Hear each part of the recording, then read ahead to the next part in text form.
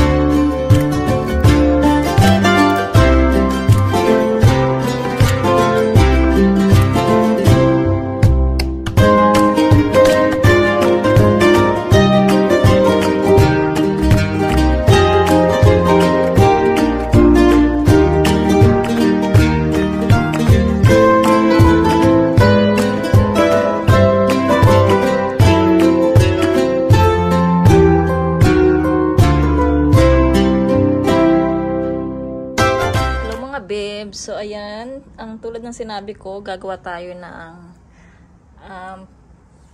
garlic pickles. So ilang araw na rin to. So pinalagpas muna natin yung holidays. So ayan, so sana napanood nyo na yung ating mga previous vlog na nakasama natin ang aking ate at si kuya na holidays. Ayan, so sana napanood nyo na. Sana nag-enjoy kayo mga bebs. So ito nga, yung mga bawang kailangan nating hatiin dito sa taas. Ayan, ito diba hindi pa siya hati, so kailangan natin dapat ganito para pag gumawa tayo ng sauce nya, ayan, syempre ibababad natin siya ng ilang buwan, so para pumasok yung sauce nya sa looban. Ayan, sa loob, para yung mag-iba din yung kulay nya, kung ano yung sauce nung kulay, ganun din yung sa loob dapat. Tapos para mawala yung anghang nung bawang. Ayan, so dapat hatiin talaga dito para pumasok, manuot yung sauce mga bebs. So ganyan yung bawang na pickles, kasi pag hindi mo to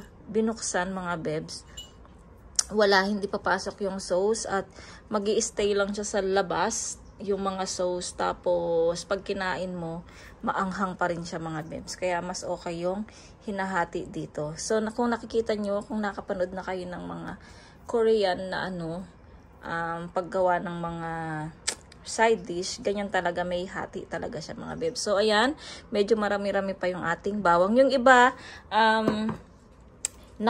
humingi si ate ko ng ganito na bawang, so binigyan natin siya. So ayan yung natira. So tapusin ko muna itong mga bebs. Si Yechan pala ay inutusan kong bumili ng pagkain namin, kasi nga 1:20 na. Anong oras na ako nagising mga bebs? Mga 10:00 na. Sobrang pagod, parang ayoko munang tumayo ng higaan, pero hindi pwede. So ayan, tapusin ko muna itong ating ginagawa. So later ko na uulitin ulit, ay lulutuin ulit, kasi kakain muna kami ni Yechan. So hatiin ko muna to bago dumating si Yechan.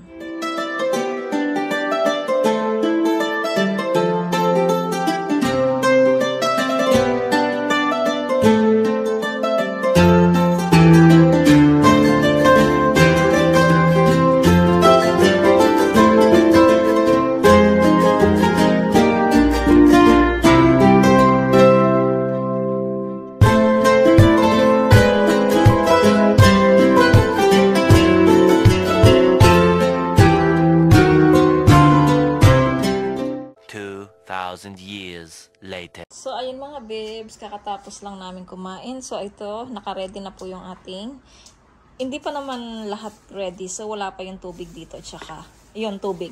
So, ito yung ating toyo, mga babes, dito sa Korea. Ayan. Jin Kanjang. So, gold siya na toyo. Tapos, meron tayong vinegar na apple vinegar. Ayan mga babes. Tapos, syempre meron tayong asukal. Ayan.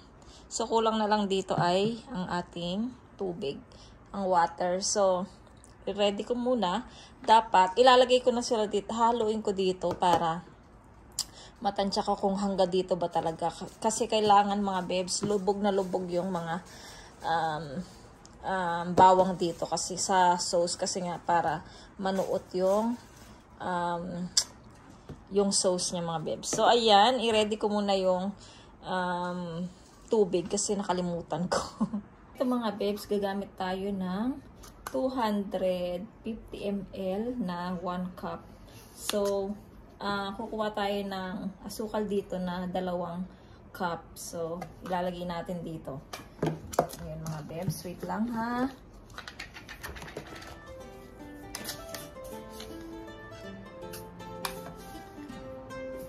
So, tansyahin nyo rin kung masyado bang matamis or hindi. Dagdagan na lang siya ng suka, toyo, at tubig.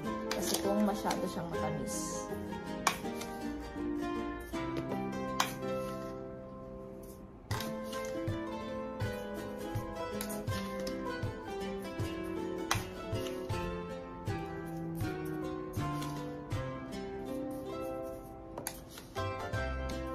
So mga babes, ito na yung 1 cup na asukal. Ito na mga babes yung pangalawang 1 cup ng asukal. Pwede nyo gamitin yung white sugar, brown sugar, at saka meron pang dark na, pinaka-dark na sugar, diba? So pwede nyo yung gamitin. Kahit anong klaseng asukal, pwede siya mga babes. So, hindi kayo mag-alala dyan. Basta, matamis pa rin siya. So, ayan. So, naka-2 cup na tayo ng asukal mga babes. Ang gagawin natin ay yung ano naman tayo? Toyo. Ay, suka muna tayo mga babes. Tignan natin. 2 cup din ng suka.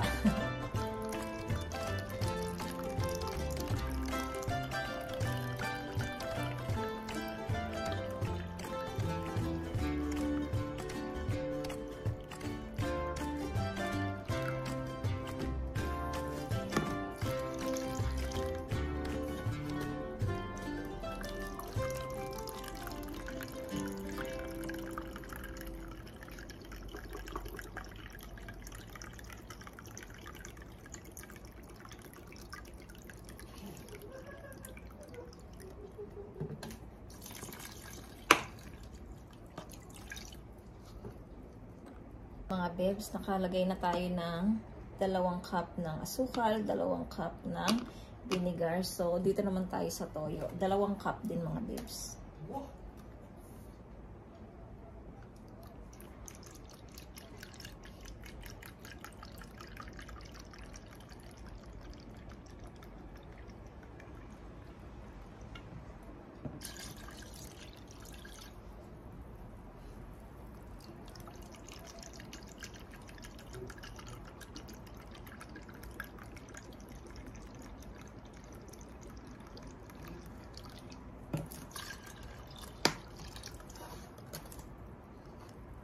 Sa toyo mga babes, okay lang din gumamit kayo dyan sa Philippines ng toyo at saka suka.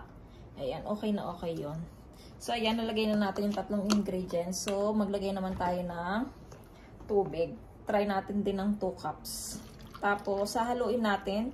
Pwede nyo ding tikman para alam nyo kung ano na yung kulang o kung may sobra. Ganyan. Pwede nyo dagdagan ng tubig nun. Pag may sobrang, kunyari maasim na maasim, dagdagan nyo ng tubig. So, ayan, ano na tayo ng, nailagay na natin yung ating mga ingredients. So, haluin ko siya, tapos ilalagay ko siya sa kasirola, pakukuluan ko siya mga babes. Ayan. So, haluin muna natin siya mga bebs para madurog yung asukal. At nang matikman din natin, bago natin siya isalang sa lutuin. At madurog muna yung asukal. Ayan. Madali lang siya, kaya magagawa nyo to kahit nandyan kayo sa Pilipinas. Kung gusto nyo ng mga side dish, magagawa nyo to. Itong simple lang. Kasi sa kimchi, mahirap gawin, di ba? Dahil nga sa walang ano dyan mga bebs, yung mga ingredients ng kimchi. Pero yung iba, nakakagawa sila ng kimchi dyan. Yung mga mahilig talaga sa kimchi na mga Pilipina. Ayan, nakakagawa sila ng paraan para makapaggawa sila ng kimchi. Pero ito, napakasimple lang. Nandito lang sa bahay nyo yung mga ingredients. Kaya makakagawa kayo nito. So, tikman natin kung matamis ba siya or ano.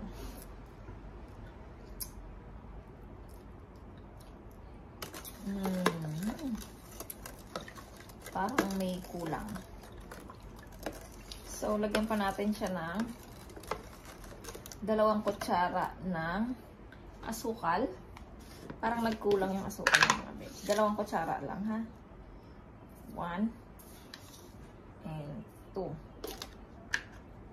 Tapos, lagyan pa natin ng wait lang mga bebs.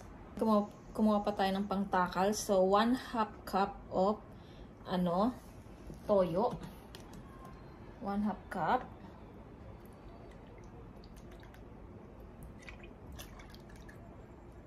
And then, 1/2 cup of vinegar.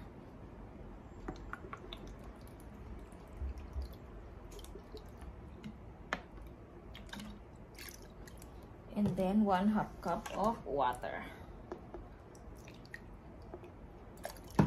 Pare-pareho lang dapat ng measure mga bebs ha, para hindi kayo malito at para sakto talaga yung sukat at measure ng mga ingredients. Pwede nyo rin talaga ng sili mga bebs. Para medyo spicy. Ayan. So, halu-haluin lang natin. Ayan.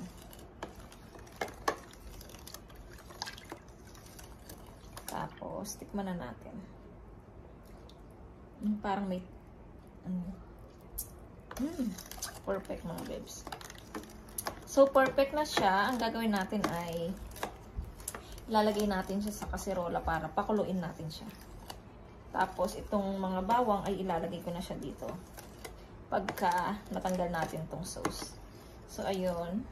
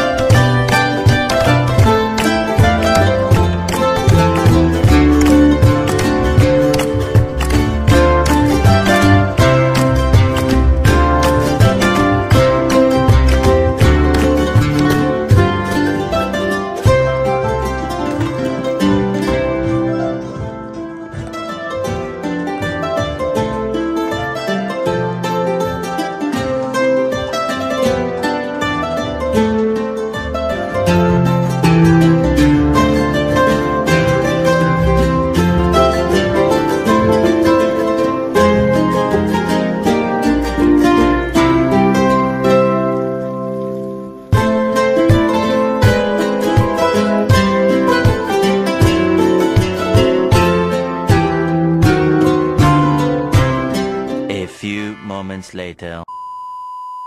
So, ayan mga bebs, nailagay na natin yung kumulo na siya. So, pagkulo niya dapat ilagay na agad para yung init ma-absorb ng mga bawang. So, dapat nga, paglagay dito, dapat tatakpan na siya. So, ayan na mga bebs yung ating bawang. So, nakagawa na tayo ng ating pickle. So, tatakpan na natin siya mga bebs kasi nga, para ma-absorb yung init ng sauce na to ng bawang. So, ayan, maraming salamat mga bebs. Takpan na natin.